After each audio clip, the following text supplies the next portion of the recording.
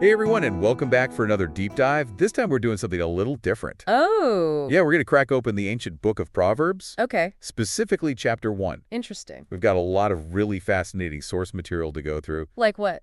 Yeah, we have some scholarly articles and interpretations. Cool. It should be pretty fun. Yeah, it's amazing how relevant these ancient texts still are. I know, right? We're talking about wisdom that's literally thousands of years old, but somehow it still speaks to us today. Exactly. In such a powerful way. Okay, so for anyone who hasn't spent much time with Proverbs, Yeah. it's basically like a collection of wise sayings and advice. Mm-hmm. It's traditionally attributed to King Solomon, Right. who was known for his wisdom. Mm-hmm. You can think of it as like a guidebook Okay. for navigating life's challenges and making smart choices. And, right from the beginning, Proverbs lays out its purpose pretty clearly. Oh, yeah. Yeah, the first few verses 1 through 7, Okay. they emphasize the importance of seeking wisdom, discipline, understanding righteous living, and insight. Wow, that's a lot. I know, right? And these were all considered like essential qualities back then. I bet. And to be honest, they're just as crucial in our world today. Yeah, our crazy complicated world. Exactly. I mean, it's not just about reading Proverbs Right. and feeling like, wow, I'm so wise now. No. It's about putting these principles into action. Exactly. It's like if you had a toolbox Okay. full of amazing tools, Yeah. but you never actually use them to build anything. Oh, I see. Proverbs is about taking those tools of wisdom and using them to build a life that's truly meaningful. Oh, that's a great analogy. Thanks. It makes me wonder, What? what would you say to someone who says, well, this is all ancient stuff. Yeah. How does it apply to my life today? That's a great question, and I think it's important to remember that human nature hasn't really changed all that much. That's true. I mean, the challenges we face, the temptations we encounter, the decisions we have to make, these are all things that people have been grappling with for centuries. Right. So even though the context might be different, the underlying principles of wisdom still apply. That makes total sense. And speaking of challenges and temptations, Proverbs doesn't shy away from the darker side of things, does it? No, it doesn't. It gets pretty real about the fact that we're all going to encounter people and situations that try to lead us astray. Absolutely. Verses 8 and 9 get into this idea of parental guidance. Okay, but some people might be thinking, well, I'm not a kid anymore. Right, but the broader point here is about the importance of mentorship. Okay. Of learning from those who have more experience. Like having a wise friend or a mentor. Exactly. Who can give you good advice when you're facing a tough decision. Exactly. Someone who's been there, done that, and can offer you insights that you might not have considered on your own. I like that. And Proverbs actually uses this beautiful imagery Oh, yeah.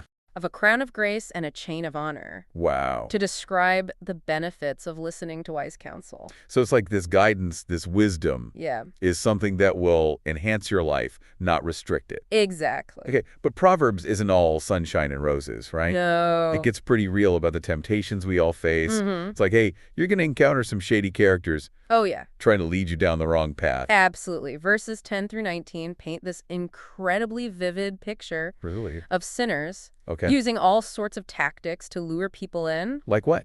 They offer excitement, camaraderie, the promise of easy money, you name it. It's like they're offering you a backstage pass to the coolest party ever. Exactly. And you think, this is where I'm supposed to be. Right. But Proverbs is warning us that those promises often come with a hidden price tag. Oh, no. The text uses this really strong language. Like what? Hiding, killing, swallowing people whole. Lakes. To illustrate the destructive nature of these temptations. It's a stark warning about what can happen if we fall for these empty promises. So it's like ignoring a giant flashing sign that says, danger, wrong way. Right. And, even though these verses were written thousands of years ago, I think they're incredibly relevant today. Oh, absolutely. Think about all the modern-day temptations we face, debt-rich quick schemes, social media pressure, the constant bombardment of advertising trying to convince us that we need things we don't. Yeah. The tactics might be different, but the underlying psychology of temptation is the same. It's scary how true that is. Yeah. It feels like we're constantly being bombarded with messages I know. that say, do this, buy this, be this. And it's easy to get caught up in that. Absolutely. But Proverbs reminds us to pause, to think critically, Okay. and to ask ourselves, is this truly in my best interest? Good question. Or am I being manipulated? Okay, so how do we resist those temptations? Well, Proverbs offers an interesting counterpoint. What's that? This idea of wisdom personified. Oh, okay. Yeah, in verses 20 to 23. Okay. Wisdom isn't some abstract concept hidden away in a library. Right. It's like this vibrant figure calling out in the streets, urging people to listen and learn. It's like wisdom is saying, hey, pay attention. I got Exactly. something important to tell you. Exactly. And what wisdom offers Yeah. is far more valuable than anything those shady characters are peddling. Okay. It's true knowledge, understanding, and a path to a fulfilling life. So, okay, wisdom's out there calling out to us. Right. But where do we actually find it in our modern world? That's a great question, and it leads us to another crucial point that Proverbs emphasizes. What that? The consequences of ignoring wisdom. Yeah, Proverbs doesn't sugarcoat the potential outcomes of choosing the wrong path. No, it doesn't. In verses 24 through 33, Okay. we get this stark warning about the dangers of rejecting wisdom. Okay. It talks about trouble, disaster, even destruction. Oh, wow. It's like choosing to ignore a road sign that says, danger ahead.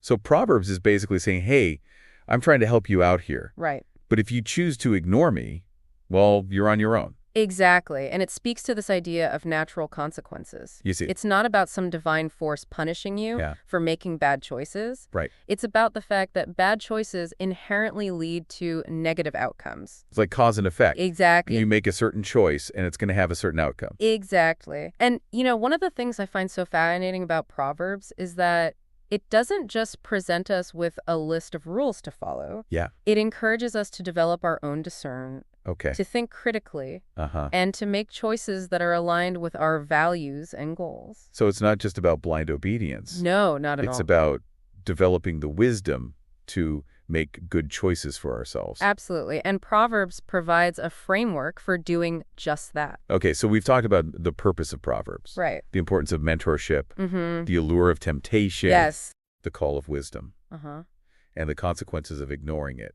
It seems like there's this recurring theme, this tension between choosing the right path and being tempted by the wrong one. That's a great observation, and I think that's a tension we all experience in our lives, right? Probably. We're constantly facing choices big and small.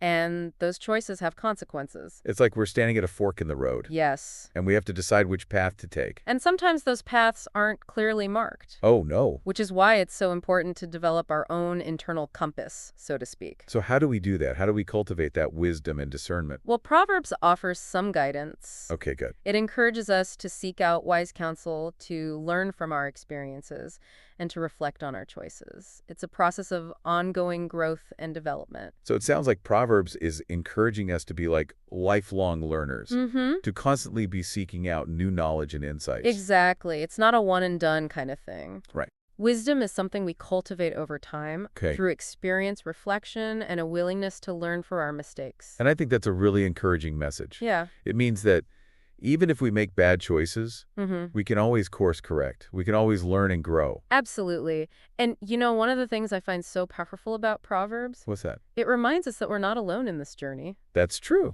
We have access to this ancient wisdom. Right. We have people in our lives who can offer guidance. Yeah. And we have the ability to learn from our own experiences. It's like Proverbs is giving us this roadmap, this compass. Right. To help us navigate the complexities of life. Exactly. And it's a roadmap that's stood the test of time. Yeah. Which I think speaks to its enduring wisdom. I love that. So as we wrap up our deep dive into Proverbs chapter 1, I'd love to hear what stands out to you the most. What's the key takeaway you hope our listeners will remember? For me, it's the reminder that wisdom is available to all of us. But we have to actively seek it out. Okay. We have to be willing to listen, to learn, and to make choices that are aligned with our values and goals. I think to add to that, Proverbs 1 really emphasizes that our choices have consequences. Absolutely. Like we can't just ignore the potential outcomes of our actions. Right. And hope for the best. We have to be thoughtful and deliberate in our decision-making, recognizing that each choice we make leads us down a certain path. It's like those choose-your-own-adventure books we read as kids. Oh, yeah. Every decision we make takes us on a different adventure. Right. With different outcomes. Exactly. And just like in those books, we want to make choices that lead us towards a fulfilling and meaningful adventure. Absolutely. So as we leave our listeners to ponder the wisdom of Proverbs, I want to leave them with a question. Okay. Knowing that your choices have consequences, as highlighted in Proverbs, how can you actively seek wisdom and make decisions that lead to peace and fulfillment? That's a powerful question. It is. And one that each of us needs to answer for ourselves. Well said. And if you're intrigued by what you've heard today, I encourage you to explore Proverbs further. Yeah. Who knows? You might just uncover some timeless wisdom that speaks directly to your life. It's a journey worth taking. Until next time, keep seeking, keep learning, and keep diving deep.